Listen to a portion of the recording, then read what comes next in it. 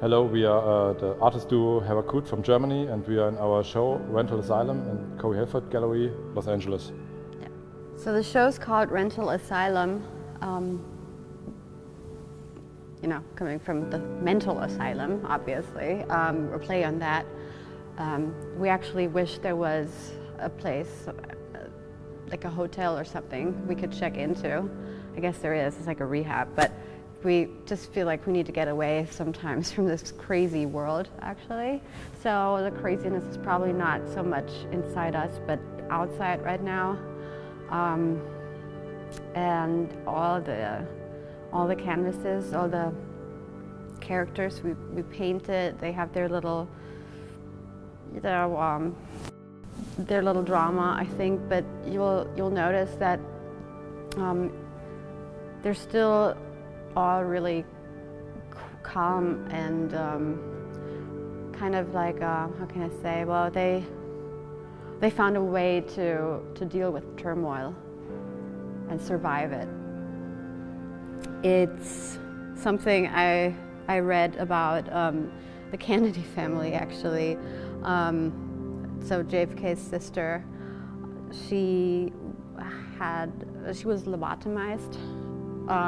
It's really sad. It's really, really sad. The whole thing happened to so many, mostly women in the middle of the last century, and it was, I guess, done to quiet women down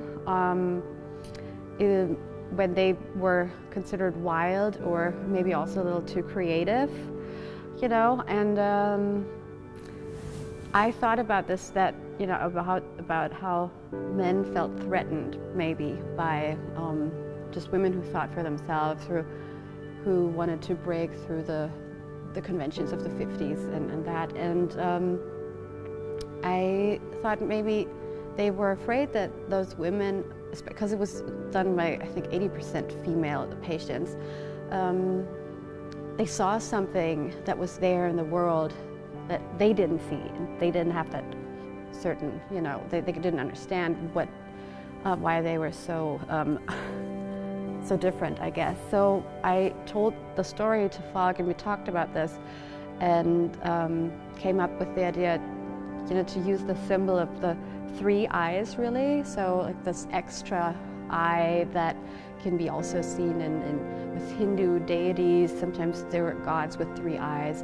The 3-eyed symbol you actually find in, there are a lot of other references. And Falk took a photo of his wife, actually, and started working on this canvas with this photorealistic details with his wife's eyes and her lips. And then he returned the canvas to me, and I started giving her this face, and then, the depths in the hair, and at the end the title. So usually our pieces start from something we read or see, or just something people tell us. So it's usually inspired by other stories, and then we turn them into, I'd say, we'd illustrate those thoughts, yeah. Right? And this canvas is kind of an unusual way for our work. In the normal way, Jasmine is starting with kind of an illustration, a sketch on the canvas, and I make then the photo shooting for this to use this as a photo reference. So this one is opposite example. It's a couple of different ways to realize it. The start is usually a story that sticks with us in some ways. We used to be inspired by poetry a lot, or by lyrics. Nowadays, I feel like it's just the news, I think, and those, as I said, not random stories, but really just kind of really frustrating things that we find and stick in our minds. I really love Miss Robot. I love all of them, but I love Miss Robot. I think the balance between the photorealism and then the looseness, the messy part that I create it's very nice and represents both of our skills very well. But I also like the story behind it, because Miss Robot is, she has learned about humans, so that's kind of what I what I see when I look at her. It's almost like, yeah, you humans created me. I had no idea what you were, why, why you do what you do. But she's accompanied by this lab monkey.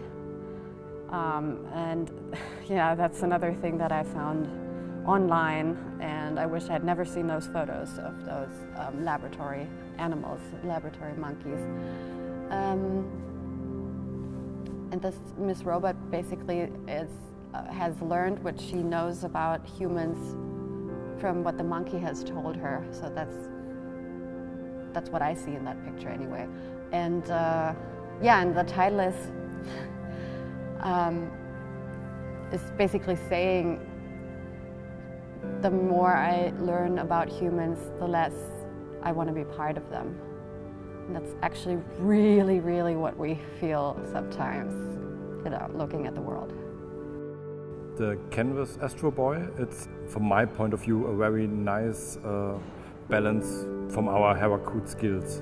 So the plastic effect of the Astro Boy painted with spray paint. So this shininess, the glossiness, the plastic effect is really good to capture with spray paint, and it's in a good contrast to the looseness and the wildness Jasmine create around with the unicorn in the background. The funny thing is too, it's bringing together two worlds. You see Astro Boy and then you see a unicorn, and what they have in common is immortality. The story of Astro Boy is, is pretty sad because his creator got rid of him because he wouldn't age, and that his creator, that scientist who built Astro Boy, who's also a robot, he just kind of didn't like the idea that he'd live forever, why he himself was aging and dying eventually. And I thought about unicorns, because they've been around since forever, really, and they must have seen generations of unicorn fans come and go and age and die, and I thought actually how horrible it is to be in that place. And you know how we humans don't, we want everlasting life and we want to live and be forever young, basically. And then when you think about it, it's not actually that cool. If you see so many people pass away and die around you, and then you'll be there grieving forever. So that one's called We Shouldn't Be Envying the Immortals Too Much. Actually, on a very early stage on our Herakut work, we started using the animal heads as a symbol.